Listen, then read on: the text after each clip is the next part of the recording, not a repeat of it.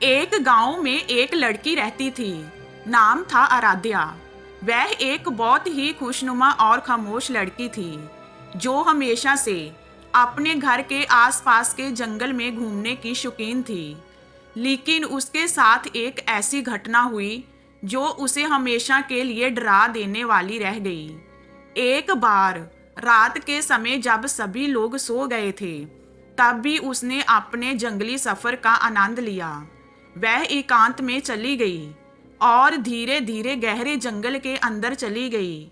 जंगल के अंदर की चुपचापी आवाजों ने उसे थोड़ा डराया। तभी अचानक उसने कुछ अजीबोगरीब आवाजें सुनी। वह सोचने लगी कि क्या यह कोई वन्य जानवर है या कुछ और। धीरे धीरे वह उस दिशा में बढ़ने लगी जहां आवाजें आ रही थी। जब वह पास आई तो उसने देखा कि एक बड़ा पेड़ है और उसके नीचे एक छोटी सी गुफा बनी है। गुफा के बाहर एक स्त्री का रूप लेने वाली एक बहुत ही डरावनी महिला खड़ी थी। उसकी लाल आंखें और काली साड़ी उसे और भी भयानक बना रही थी। आराध्या ने डरकर पीछे हटने की कोशिश की, लेकिन उसने महसूस किया कि वह जैसे फंस गई है। महिला उसे डराने के लिए उसकी ओर बढ़ी और उसके सामने आई।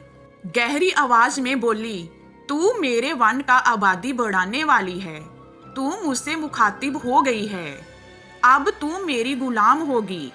आराध्या ने डरकर उसके पास दावा किया, लेकिन उसके हाथ में कोई शस्त्र नहीं था।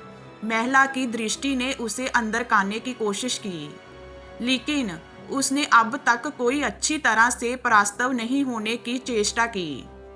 अचानक जब उसकी आंखों के सामने ज्यादा संख्या में लोग उसके पास आ गए तो महिला डरकर भाग गई।